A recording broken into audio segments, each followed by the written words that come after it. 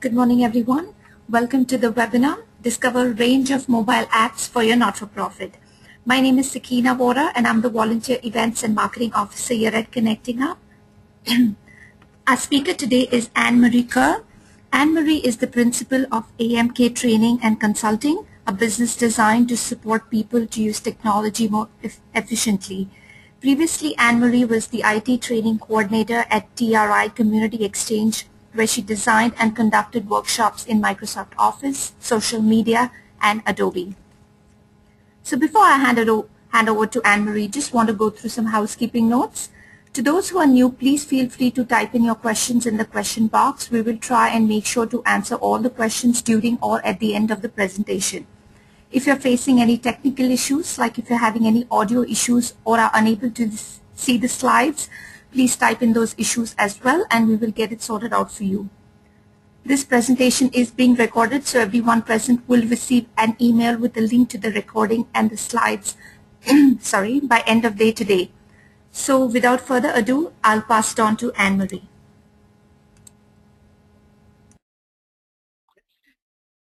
Good day, everyone. My name is Anne-Marie Kerr, and thank you, Sakina, for the beautiful introduction. Over the next hour, I am going to be taking you through a little bit of a toolbox of apps that yourself and your organisation might use to take control of your iPad and use it more effectively. So out of the box, quite a lot of people get their device, and look, today I will be talking about the iPad. That is my tablet of choice, but a lot of what I'm going to be showing you here today will work just as effectively on a Galaxy or a Windows tablet, and most of the products will have, if not the same app, they will have a comparable app that you will be able to use. I thought I'd start just with a little bit of a brief introduction to me. So normally when I start, I get everyone else to introduce themselves. As I can't do that today, I thought I'd just start with a little bit about who I am. So number one, I'm a bit of a geek, but I like to think I am a geek who treads the boundary between being able to be understood and scaring people a little bit. So I like to push the boundaries and share ideas, and I think I can do that with you guys today. I'm also a teacher, so I'm a trained primary school teacher, and that still comes through in my training today. I like to make concepts easy to understand and like to be able to make sure that everyone understands what I'm trying to teach them. Completely irrelevant, but I'm also an Eels fan, and you may as well know that straight up. So for those of you not in New South Wales, that's a rugby league team, and sadly I've had 25 years of sadness following this particular team. And last but not least, I'm a bit of a bowerbird, and that's quite relevant today when we're talking about apps. So I like to think of myself as a bit of a collector.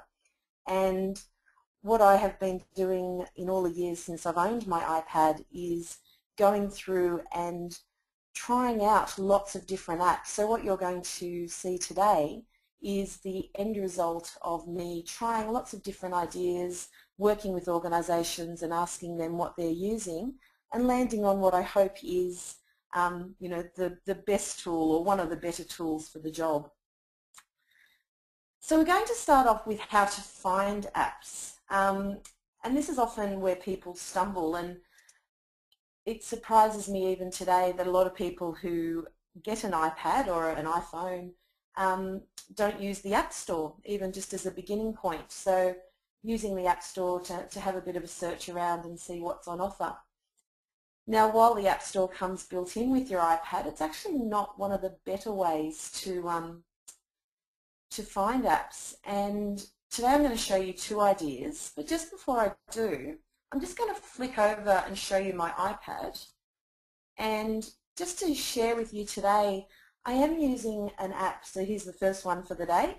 I'm using an app called Reflector today, and Reflector allows you to show your iPad or iPhone screen on your Mac or PC.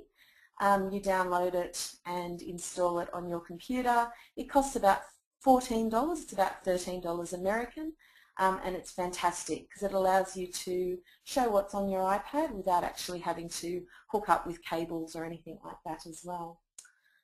So the first one I'm going to show you today is an app called Discover Apps. You'll notice there is no E in Discover. This is actually a great range of apps that let you search through and trawl through a whole range of options. So for example, if someone had said to you, like I will today, that using an app called SlideShark, for example, might be a good idea, what you can actually do is search for the app, click on the app, and what it will do is it'll give you a map of other apps that are connected or useful in some way. And each time you click on one of these options, it will open up a new map of choices. So it just allows you to browse through and find things that are really exciting or new. And it's a really fantastic way, funnily enough, to discover new ideas. If you double click on any of these, it actually takes you to a really clean, nice description of the app itself. So I'm just looking at Prezi at the moment. Lets you have a look through what's available and what that particular app is going to do. Really lovely screenshots, and it does help you out and tell you whether or not it's an iPhone or iPad or both. And then sometimes you get lucky and there's also how-to videos. So if you're not 100% sure about what that particular app is going to do, these are some links through to some really useful videos that, that you might want to use. So yeah, Discover Apps, definitely one of my favorites. The second one I want to show you very quickly, and this is more if you like a bit of a hunt and peck method. This one is called Apps Mosaic, and Apps Mosaic might take a little bit longer to load, but what this actually does is it lets you browse through by country. So you can go into Australia, pick a category, so I could pick books just as an example, and it lets you filter down and shows you the top 100 popular free iPad applications. And again, by clicking on some of these choices, you'll get a link through. So Apps Mosaic, slightly overwhelming because it does give you heaps and heaps of choices, but really good in terms of maybe not quite knowing what you're looking for and wanting to see what other people are using and how they're using it. So both of those methods are a nice alternative to using the App Store to finding your apps. The next are how to find the cheap ones, and this is where it gets fun. So apps range in price from the good old free, and we love the free app, but sometimes apps have a little bit of a price tag attached to them, and for a lot of organisations you need to make the decision as to whether or not a particular app is worth spending money on. So there are actually a couple of techniques that you can use to get hold of apps, not necessarily for free, but maybe at a reduced price. And my favourite of these is an app called App Shopper. And I'll just show you this one really quickly. So this is App Shopper, and what it does is, again, it lets you narrow down your search. So you can actually say, right, I want to have a look at productivity. You go into the price drops and just look at the ones that are free. And what the App Shopper app does, and the app itself is a free app, is it lets you go through and see what particular apps are on today. And quite often an app developer will drop their price for 24 hours. They might do it for a week. And if you sort of come into this particular app on a fairly regular basis, what it will do is help you out. And you might keep an eye and you can actually watch an app to see if it does have a price drop or it drops down to free. And I've landed myself some $30, $40 apps for free using this particular method, just by keeping an eye on them and watching what's going to come on and what's available. So App Shopper, definitely my fave. There's another one out there called Hot App Deals, and these all do a really similar thing. So Hot App Deals, it's a bit more of a worldwide one, but again, you can go in and pick an app. It tells you what its original price was, what its price drop is going to be, even gives you sort of, the price over time, so you can keep an eye on whether it's going to be useful for you in the future. Another one, apps gone free, starting to see the pattern here.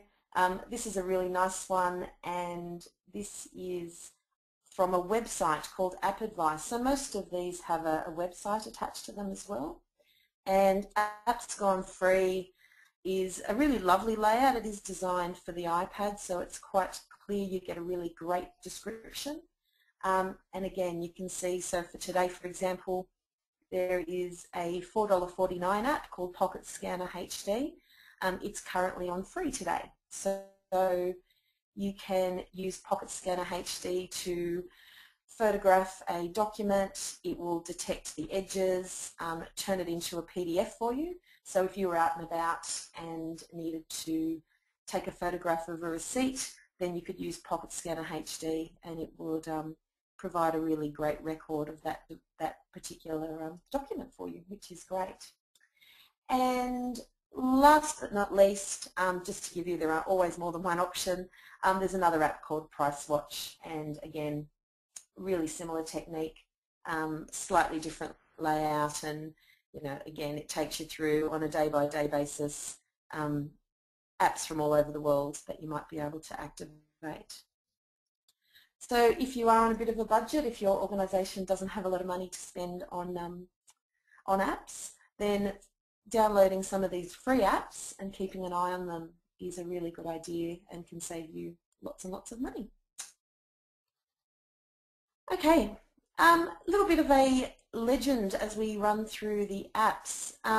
If there is no little symbol next to an app, it means that it's free or currently free. $1 sign means it's an app under $3, so that's a very cheap app. $2 signs between 3 and 10. If it's more than 10, we have $3 signs. I don't actually have any of those in the presentation today, but they're certainly out there. And Little Piggy basically means that the app itself might be free, but you probably need to subscribe to the organisation, or there is usually an in-app purchase that you would probably want to activate to get the most out of the app. So quite a lot of them will give you free trials, and you can do enough with the free trial, but to really take advantage of it and get the most out of it, you'll probably want to subscribe, and I'll share with you some of those ideas. So I'm going to start off with productivity, and when I talk about productivity, I really am talking about getting things done with less fuss.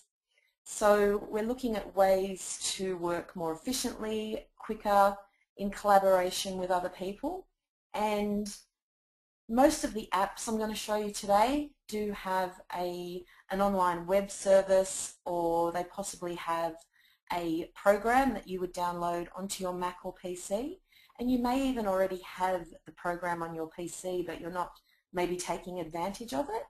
And the very first one I'm going to share with you today is a Microsoft product called OneNote. OneNote is a fairly fabulous productivity tool, and what it allows you to do is to create notebooks exactly as you would do in the paper format. So you can have pages and sections and color code, and you can write and add graphics and draw.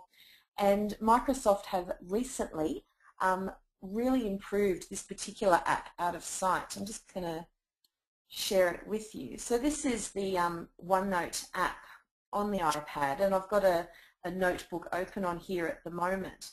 And this particular one is my notebook for preparing a manual. So preparing a manual on Photoshop, and I have all of the different sections up the top, so you can see I've done a bit more work in some than others. And then within each section I can have different pages, which is really great as well. And I can copy things here from the web, I can write my own notes, I can put any screenshots in here that I want to work with. And Microsoft have recently, so I'm a Mac user, Microsoft have recently provided the Mac app for OneNote. It is available for free, and you can see here I have an exact replica, so it has been synchronized with the program itself. And for those of you on PCs, you would have OneNote as part of your Microsoft Office package. So a lot of people probably aren't using OneNote to its best capacity, but this is just one of those programs that right across the board, it just works really beautifully and allows you to go from your computer to your iPad to your iPhone, possibly onto the web, so you can sign into your Microsoft account on the web and you have access to your OneNote notebooks as well. So it's really friendly. You know, it might take a little bit of getting used to, but it's one of those apps that really just allows you to put all of your ideas into one place, to plan and get organized. It allows you to do checklists.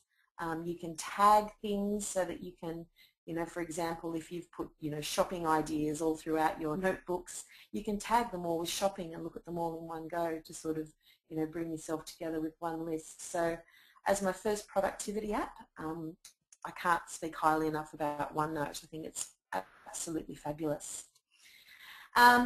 Very similar, and one that a lot of people are possibly using, is Evernote. And Evernote is another product that is designed to bring together all of your ideas. And I've described this one as Evernote and Friends because Evernote actually has a bit of a package of products that you can utilize. So the main product is Evernote, and a little bit the same. So you can have notebooks, you can have notes, you can tag ideas, you can enter information, and part of the Evernote philosophy is, again, being able to access all of your information no matter where you are. So there are free Evernote programs for PCs, for Macs, for pretty much every device. So they really are one that go right across the board. So if you have an Android phone and an iPad tablet, then Evernote, you know, you can have on both of them, which is really great. You can pull it up on your PC, and again, I have the Evernote program on my Mac. You can get to it on the web. But I think an interesting one with Evernote, and where it really works quite well, is it has some other products as well. So Sketch is part of the Evernote package, and again, these are all free apps. Okay, so the apps themselves are free. You can sign up to a subscription with Evernote if you want to access more storage and just a few more sort of professional features that are available. And Sketch is part of that package. And what Sketch allows you to do is it allows you to take photographs and annotate them using some really fun tools. So for example, this was a screenshot of me planning today's presentation with my post-it notes. And just as a bit of a, you know, bit of fun, I used the pixelation tool to hide part of the detail of my presentation. So you could potentially use this if you have, you know, a great photo, but there's someone in there who doesn't want to be seen. Well, you can use Sketch to hide their details a little bit if that's what you want to do. You might want to pixelate out some advertising that's in the background of your picture that you'd love to use the picture, but really don't want, you know, a brand of soft drink being advertised in the background. So the pixelation tool is really great. It also has some tools that allow you to, you know, put little checklists next to things. You can click and put arrows all over your screen as well. And as part of the process of working in Sketch, you can start off with a new photograph. You can pull up from the photos on your iPad. If I go to new, I'll get rid of the changes on that one. It even lets you pull up maps, so it allows access to Google Maps. So if you are, you know, if you want to give someone directions to where to go, or you want to highlight where something is, you can search for the address, take a snapshot of it, and then annotate it and access it that way. So Sketch has a lot of really great uses, and it's quite fun. And again, if you have an Evernote account, you can, it will synchronize with your Evernote account, so you'll be able to access that photograph or that map all over the place. And last but not least in the Evernote family is the Penultimate app. And this is for those of you who like to draw or sketch ideas. And I'm just using a stylus at the moment, and switch over so I can actually write quite clearly. I can sketch and I can't actually draw, so I'm not even going to attempt to show you that. But it's a really good one for those of you who still like the feel of a pen in your hand.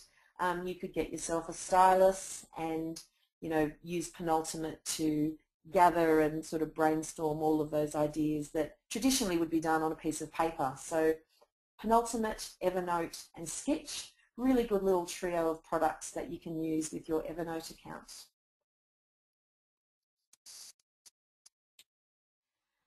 Okay, the next one on the list is JotNot Pro. This is the first one that I would probably encourage you to spend some money on.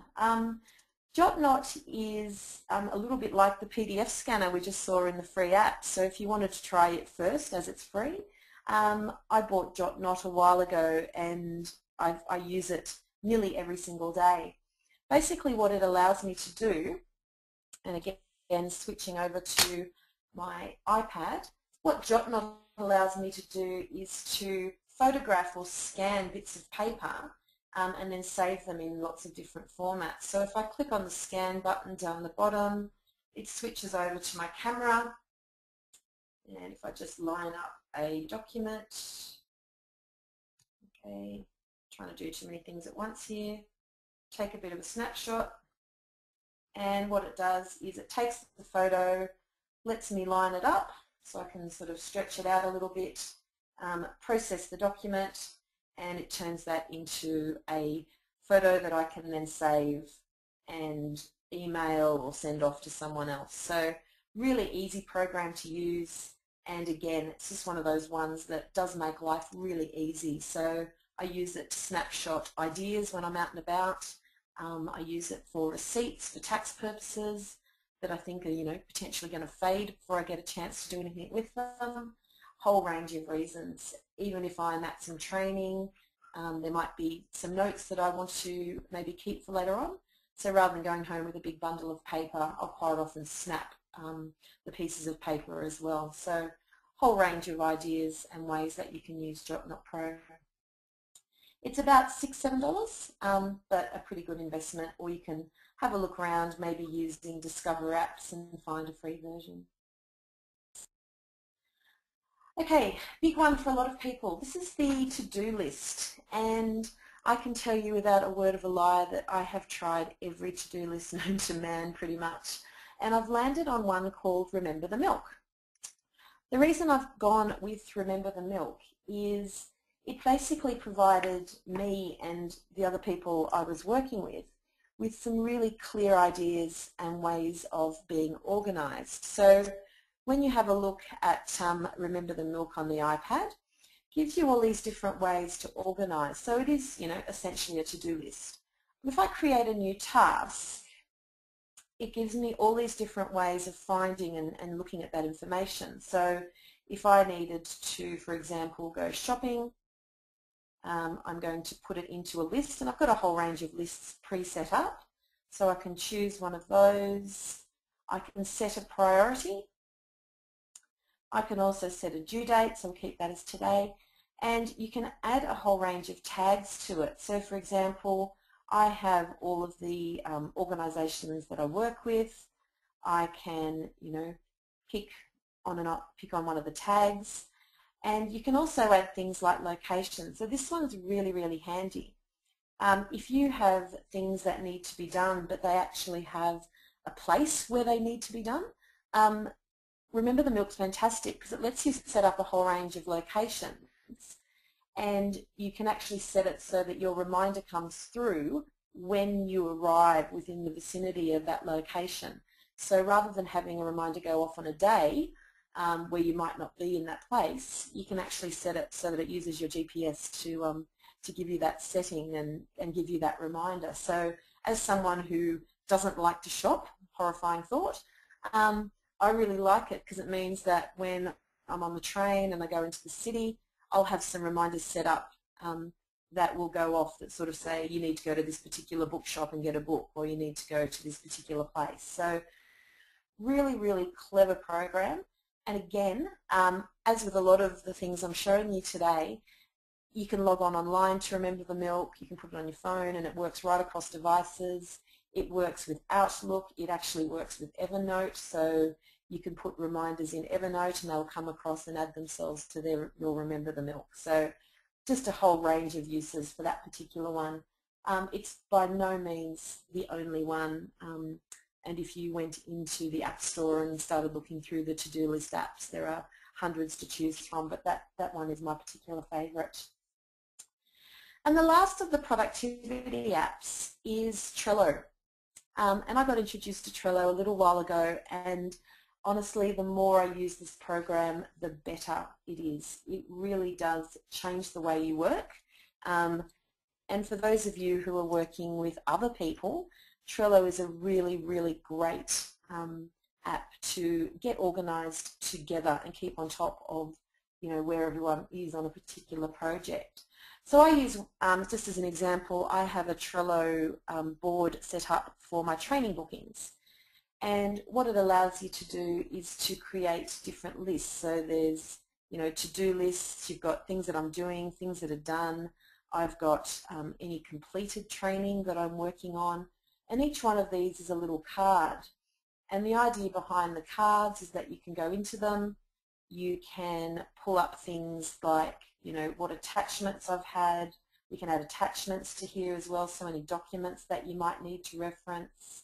You get to label things with specific tags, and you can add members. So if you're in a team, you can have, your 2 or 3 team members as part of, add everyone into Trello, and you can all see, who's responsible. You can assign tasks to people, and everyone's on the same page. So it's like having the whiteboard in the office. It's like having that on your iPad with you at all times, so that you can see what everyone's doing. People can give updates on where they're up to. You can put comments and tick off checklists, and it really is a fantastic app. So I encourage you to try it out. Trello is completely free. So again, you can go on to Trello.com and look it up there. You can create yourself an account for free, and it's all completely synchronized across your devices. Okay. That's the productivity apps for now. Sakina, do we have any questions at this point before I keep going? Yes, Anne-Marie, we do have a question here from Luke. Yep. How is Jot not different to that function in Evernote, which also allows photos and sharing? Oh, look, the thing with apps is quite often there is no difference. It's just what you use and what you get used to. So I had started using Jotnot Pro before Evernote, and I think I got a bit attached to it. But absolutely, Evernote does let you take shots and, PDF them and all sorts of things. So it's not necessarily different, but for people who maybe aren't using Evernote, Jotnot Pro would be an option for them. That was the one question, Anne-Marie. We can continue with the presentation. Thank you. Okay. Thanks, Sakina. Okay, so next category I'm going to go into is presentations and storytelling. And the iPad is really starting to come into its own in this category. So allowing people to use the iPad as their presentation tool, sort of freeing them up from having to carry around, potentially a laptop and all the rest of it. So with presentations, I've got some really different ones to show you. And the first one is an app called SlideShark. SlideShark has been around for a little while, and it solved a really elemental problem, which was that most people create their presentations in PowerPoint, and then they needed a way to get them onto the iPad and have them work the way they expected them to work. And this is what SlideShark does really, really well. When you create an account with SlideShark, and again, it is a free program to work with, what it actually allows you to do is to load up your presentations. And you can do that either using the website, so you just go in, create an account and upload, and you get 100 megabytes of space. Now, to give you an idea, I currently have 7 presentations loaded into SlideShark, and I'm using about 30 megabytes. So you'd probably get around about 15 presentations loaded up. And what I can actually do, and you can actually see I can pull up today's presentation, you can actually use it as a presentation tool, and it runs exactly the same as if you are actually running it on your screen. So you can see the animations are working, the fonts are the same, it looks identical to how you'd actually do it. So it's really, really clever, and all you need then is a way to connect your iPad to a projector, and there's a whole range of connectors you can get for that. And you can basically carry around your presentations on your iPad. So SlideShark as a free option, absolutely brilliant. Another one, and this is quite new, is Adobe Voice. This was only released sort of in the last couple of months. And what Adobe Voice lets you do is create stories using photographs and images that you either have on your iPad, or you can browse through what they have. And you've also got the ability to then record your voice. So it allows you to find some really beautiful options, and I'll quickly run. This is sort of the option. This is the welcome screen that they give you. Every story is made of pages. You use your voice. You record over the top. And it's just really clever. So if you wanted to create a short, 1.5 to 2 minute story, maybe sharing the ideas of one of your projects, maybe trying to introduce your organization to people, then Adobe Voice could be a really nice, simple way to pull that information together. You could potentially run, little competitions and get other people to do them as well. So Adobe Voice, a great, another choice that you have to do your storytelling. Another one which is quite new, and I'm again started playing with this one recently, is Flowboard. And again, Flowboard is a free choice that lets you use your iPad to pull together images, so you can go in and pick up from a whole range of templates that they have provided for you. Some of them are free, some of them are $2 or $3, and you basically pick up one of the ideas. I'll pick this one because it's the one in front of me at the moment. It loads the template up for you, and then it sort of guides you through adding in graphics or videos, little diagrams, again being able to put your voice over the top of it. It's taking a little bit long, I won't worry too much about it. But yeah, Flowboard is a free app, and again, if you are looking for another variation in how you present your stories, then Flowboard might be worth a look. And if you've got a little bit of a creative bent and you like the idea of pulling those design ideas together, then yeah, Flowboard is really nice. And I threw this last one in just for a bit of a bit of fun, but I picked on Toontastic. But there are a lot of apps out there that lets you utilize things like cartoons, stick animation, all those sorts of things to tell your story. So Toontastic is one of them, and I won't load it because the introduction takes forever. But there's also another one out there called Sock Puppet. So if you're working with younger children, or if you want to share an idea in a little bit of a fun way, Sock Puppets, for example, lets you pick some characters, pick a setting, and you use the sock puppets to tell a story. So we think about PowerPoint and the slide-by-slide presentation as being the only option, but the iPad is opening up all these new ideas and allowing us to get very creative in how we tell our stories. Okay, so that's about 15 apps so far, and now we're heading into the social ones. When it comes to social, I'm not going to cover the basics here. Pretty much all of the social media platforms have an app associated with them. So if you're on Facebook, Instagram, Twitter, Vine, YouTube, Pinterest, you should download and utilize the app for your iPad, because what that will let you do is it will let you share ideas on the fly. It will let you be really spontaneous. If you're out and about and something wonderful happens, well then you've probably got the ability to share that information. So I'm not going to cover any of the platform-based apps today, but I'm going to show you a couple of apps that will help you manage your social media, as well as potentially help you automate and find information to share on social media. So the first one I'm going to show you today is one that I know a lot of people have heard about, and I will mention it quite quickly, and that is Hootsuite. So Hootsuite is the product which you can actually get through Connecting Up. So if you are a member of Connecting Up's donation program, you can actually sign up to the Hootsuite option through them, and basically it gives you the Pro account, which lets you get better analytics and also lets you add more feeds to your Hootsuite package.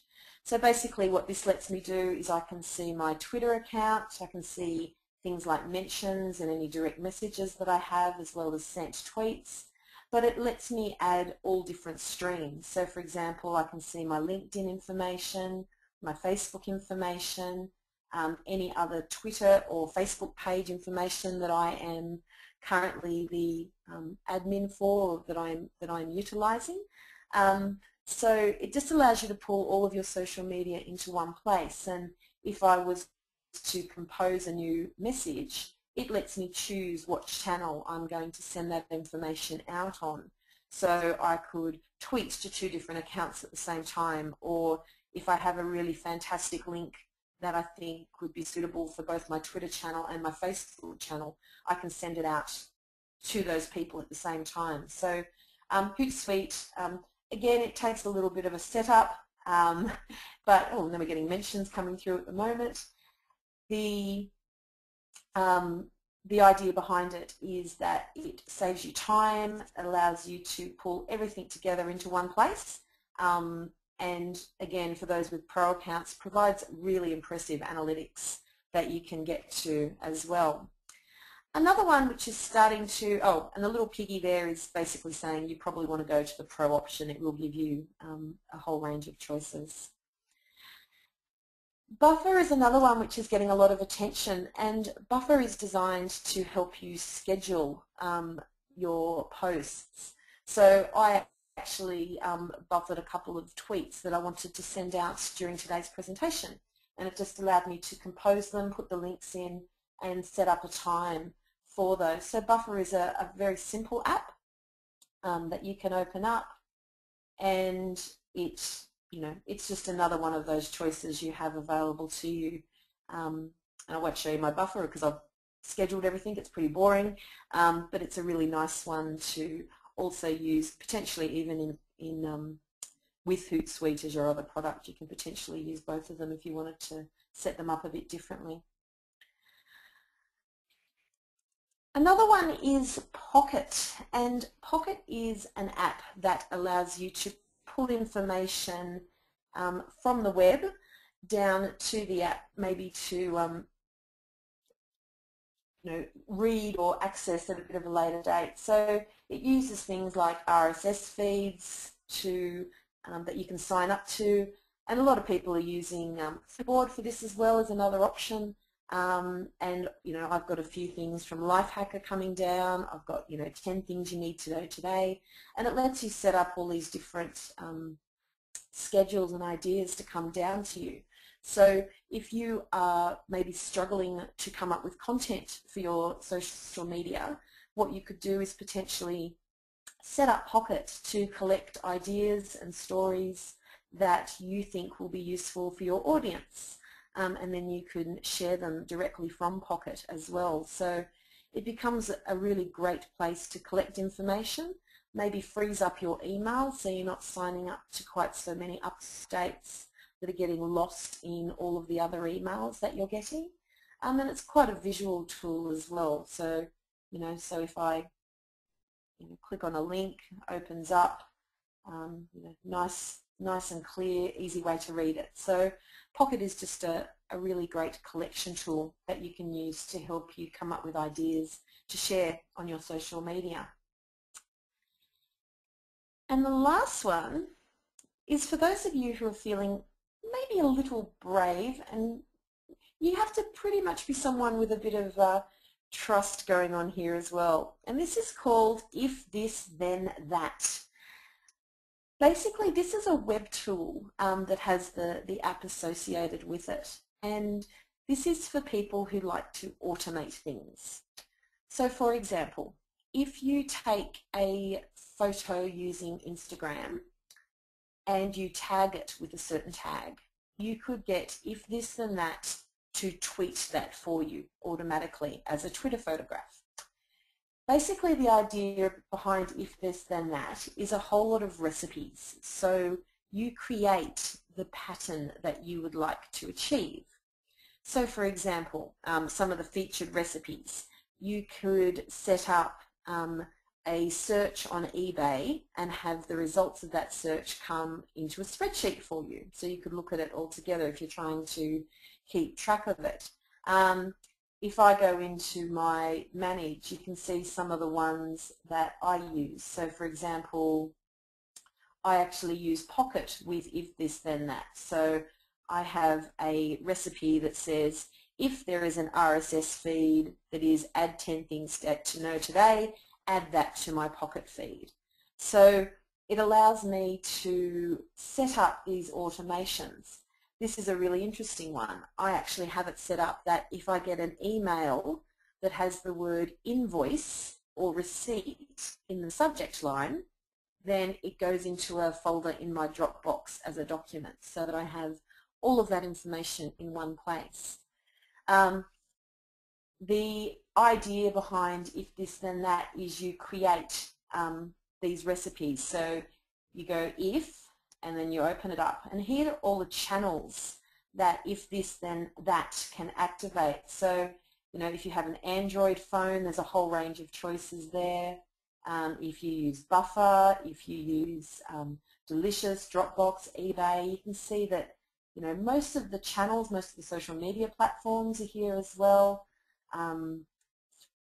Flickr, if you are into, you know, house automation, or, you know, if your organization wants to automate a few things, there's a fantastic product out there called a Wemo. So you can actually have a recipe that says, when me and my phone get within 10 minutes of our house, turn the lights on, if it's after this time of day. So it is quite impressive what this particular product can do. So, and again, it is a completely free product that you have access to. So, you know, it's worth setting some recipes up to automate a few of the things that you are currently doing. So the idea and the reason I've thrown this into social is that a lot of the automation that you can set up, they are social ideas. So being able to share from one product to another. So there are social ideas that we have today. Okay, next category I'm going to go into, and then we'll have some questions after this one, is the design and planning. Because most people have their tablet with them all the time, there are ways of utilizing it while you're out and about to maybe do some of the simple tasks that, you know, you don't necessarily have time for, that you find a little bit distracting maybe when you're in the office. And for people who like to lay out ideas visually, there's a whole range of apps in your iPad that you can take advantage of. So, for example, the very first one I use is a fabulous app called DesignPad. Now this is actually a product designed by Quark. So Quark, you know, back in the 90s was the premier design application. It's been overtaken by InDesign a little bit. But this particular app is brilliant because what it allows you to do, if you maybe want to get a new brochure designed or you're designing a poster for an event, it allows you to sort of nut out all your ideas using some really simple click and drag techniques. So in DesignPad, it gives you all these different choices: flyers, letterheads, greetings, posters. You can click on these. It lets you set things like the size, so you know what size your poster is going to be. You can play around with layout and grids and all sorts of things. But then it actually gives you the layout of the document itself. So you can click on Add Content, and it basically activates the the entire design. So you can click and you can go into your photos and pick up a photograph that you've used that you might want to use. Okay, you can put that in there. You can add text. The text is completely editable. You can add new frames. You can throw a grid onto it, and you could then take that to someone and go, look, here's my idea. This is sort of roughly what I'd like, without sort of having to get to grips with one of the design packages, which a lot of people don't necessarily want to learn how to use, but they've got their ideas and they'd like to find a way to share them. So it's a bit of a step up from scribbling your ideas on the back of a napkin, and it sort of gives someone a really clear feeling for where your head is and what you're actually looking for.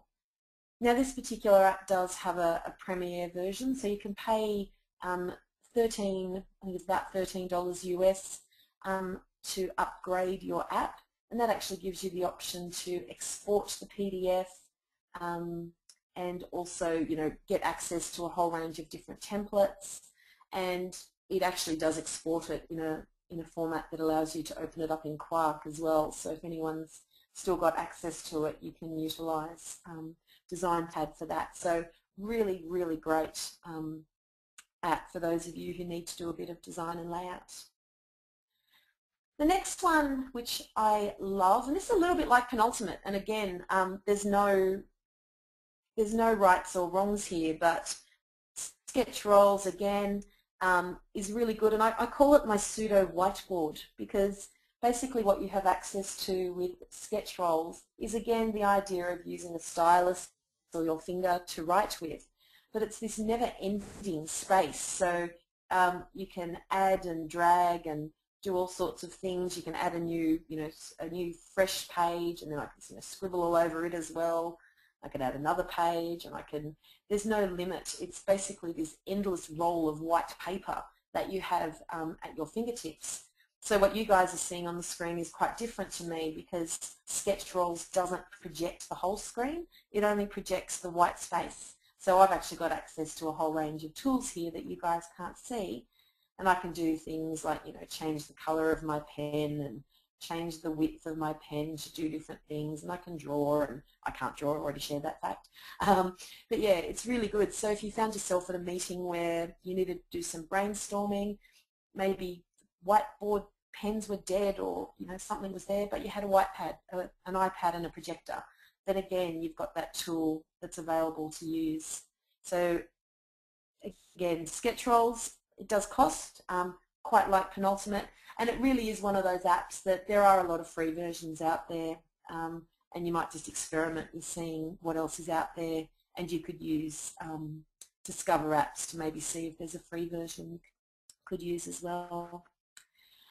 For the mind mappers among you, again, this is one of the ones where there's a lot of apps in this space. But MindMeister is my app of choice for mind mapping, and it allows you to brainstorm. You can collaborate. Again, it works if you have a MindMeister account. You can log onto the website and access your mind maps. You can collaborate with other people, so you can go in there and have a bit of a look, and that's all fine as well. And MindMeister is free, but it only lets you create 3 maps under the free account. So I got a bit annoyed with that fact, and I decided to just do an outright payment with another one called SimpleMind. It cost me $7, but that was cheaper than signing up to the MindMeister subscription. And again, it allows you to create, really beautiful maps really easily. So, if I want to start doing ideas, I can just click and add. Really simply, I can move things around. It's very touchy, very feely. And for those of you who like the idea of visually organizing all your ideas, I liked the $7 investment for that one. That one worked for me quite well. So they're my design and planning apps. And again, there's a lot of different ones in that space, but they're the ones I have landed on as the ones I'm getting the most use out of, and the organisations I work with are finding that they're the ones they're using the most as well.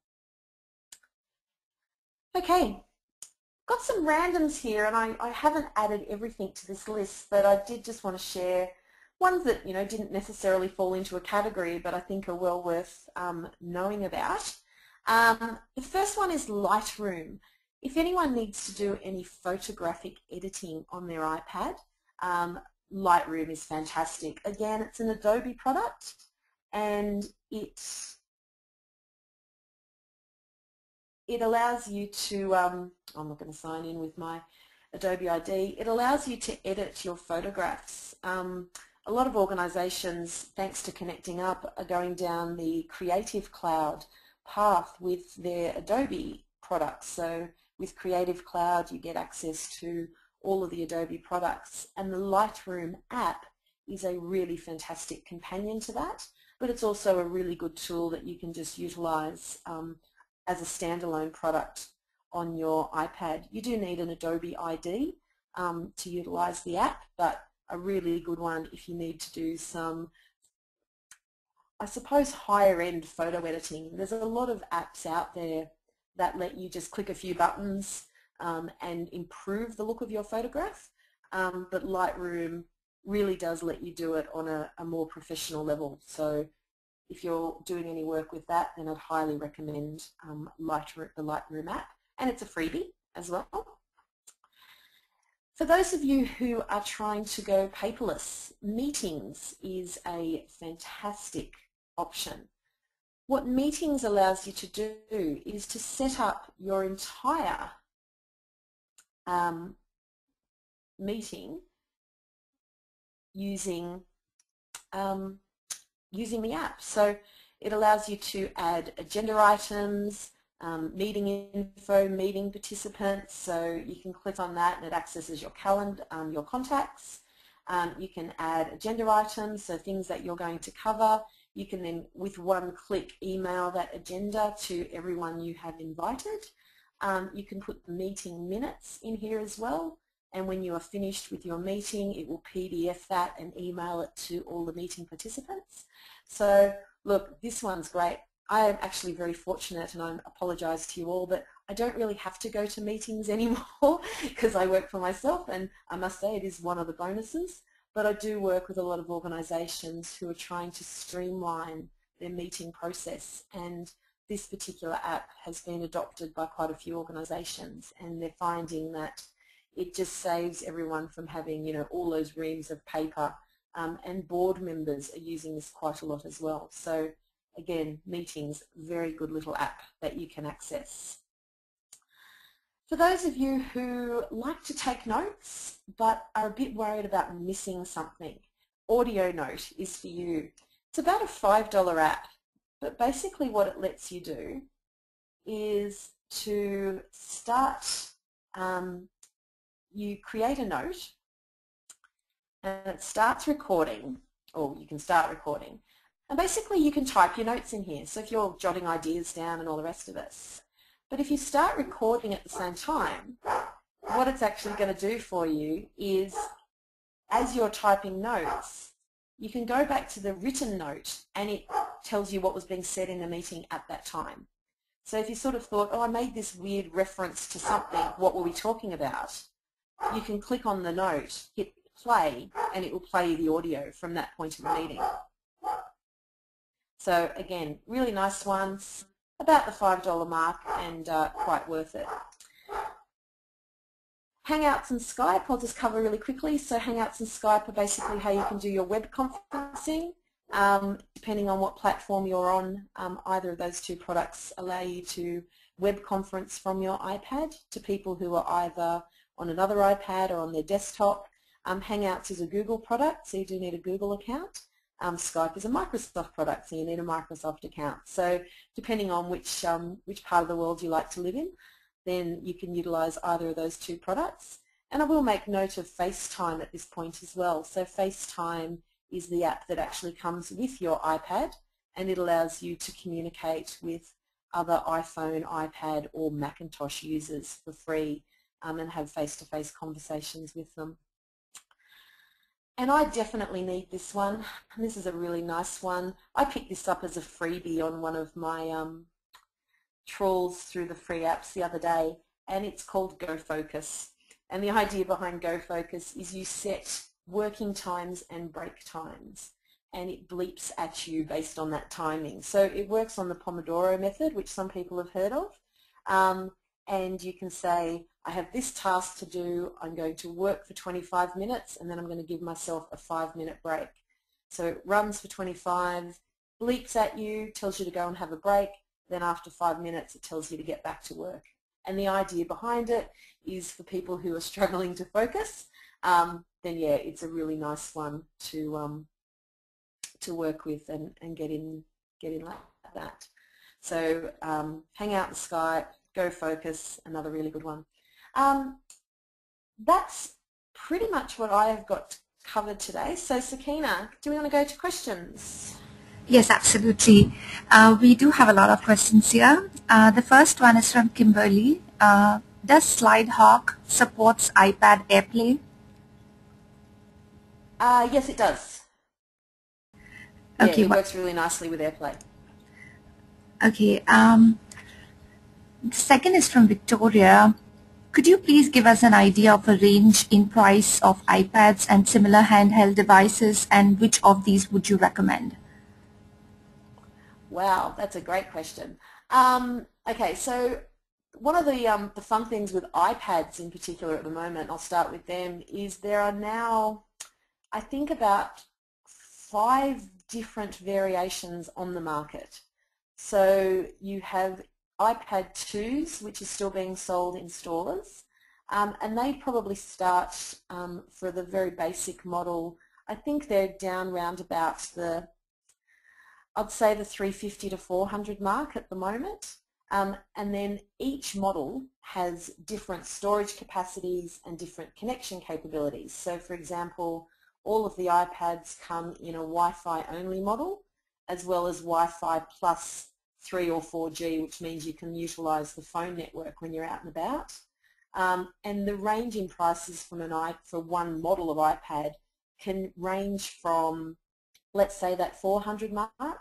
The top level iPad is probably around about the 1,000 mark, and that's for much greater storage. So that just means you can store a lot more information on your iPad without sort of worrying about running out of room. You then have the iPad minis, which are the smaller version, and they are definitely a cheaper option, so they do start around about the $330 mark, I think. I apologise, I don't actually know the prices off the top of my head.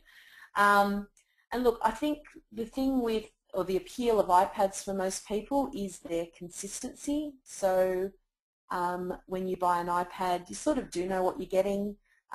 They run pretty standard from one to the other.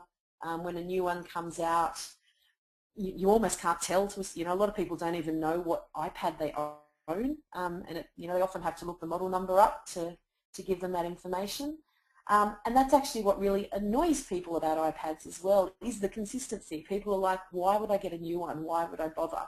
And for a lot of people, it's because they're there. It definitely is the fact that there is a new version and I must have the latest and greatest. So look, I'm certainly an iPad user. I do love it. I'm also a Mac user, and I love how my Mac and my iPad talk beautifully. In saying that, there are other options out there. So a lot of people have the Samsung Galaxy Tabs, and again, there's a massive range of those, and they're probably quite consistent with price. They're probably a little bit cheaper at the lower end, but they certainly do go up to that 1,000 mark with the higher end ones.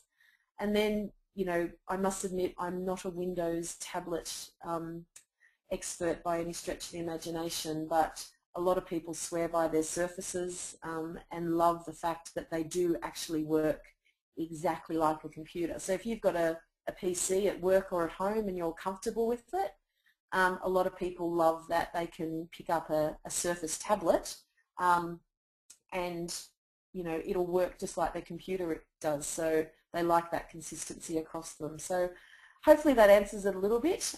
It's a pretty big topic actually, and maybe a topic for a webinar down the track, Sakina. Okay, wonderful. So another question here from Jed. Is Flowboard the same as Adobe Voice? It's not the same. It's probably more closely related with Keynote. So it does allow you to create sort of individual slides and add different content to each one of those slides. So adding a graphic, a text box, maybe a video in there as well. Adobe Voice is, they're trying to, I think, simplify it quite a lot. So it just allows you to add, maybe a nice image. They've got a lovely library of really gorgeous icons and little sort of drawn graphics that you can add, and then you're just using your voice to narrate over the top of that. So yeah, I'd say Flowboard was probably more closely related to Keynote and PowerPoint than Adobe Voice. Another question here from Wendy. She says you mentioned connectors between tablet to projector. Are there Wi-Fi or network projectors? I haven't had the pleasure of working with a network projector or a Wi-Fi projector, but if you have a Wi-Fi network and a network projector, then absolutely they would talk quite nicely. A lot of people are using Apple TV, so the iPad has a feature on it called AirPlay, and if you've got an Apple TV connected to a nice LCD screen, then you can use just AirPlay within your network to project. And then you can also get little converters that just plug into the end of your or the power of your iPad to hook up just a normal projector, or a HDMI connector as well can be accessible. So yeah, there's a lot of, pretty much most scenarios can be catered for depending on what you have at your fingertips. Okay. Are many of these apps available for PCs? This is a question from Nikki. A lot of the apps I've shown you today, they do have a PC version. So things like Evernote, OneNote, there's certainly a program that you can download and put on your PC. Most of the others are web apps, so that it doesn't actually matter what type of program you're using. So if you just go onto your browser and search for a lot of the apps I've shown you today, you'll find that most of them do have a web login, and you can access your synchronized information anywhere that you are actually. Thank you, Anne-Marie. We just have these last 4 questions now. This is a question from Wendy. Can you upload documents into meetings? You can, yes. Yeah, you can have attachments that you can get to. They would need to be, actually I'm just double checking this for you because I hate to lie.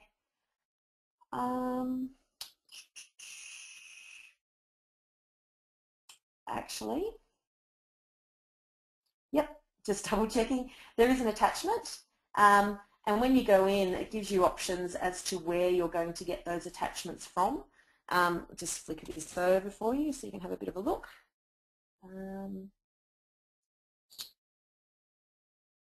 Oh, it doesn't want to project for some reason. I'm not sure what the problem is there. So it's giving me the options to either add an attachment from my Dropbox, which I have on my iPad, my camera, or my photo library. So I didn't mention Dropbox during the presentation, but if you want to have any sort of documents on your iPad, you really do need to have cloud storage of some kind set up. Dropbox is my cloud storage of choice, but it could be SkyDrive, Box, Google Drive. There's a whole range of cloud storage that you can sign up for, and then what you need to do is when you go into an app, it just asks for you to grant permission for that particular app to get those documents. So yeah, you'd be giving the Meetings app permission to use your Dropbox, and then you could attach any files that you had in there. I'm not sure if the next question is within the scope of the webinar, but I'll still go ahead.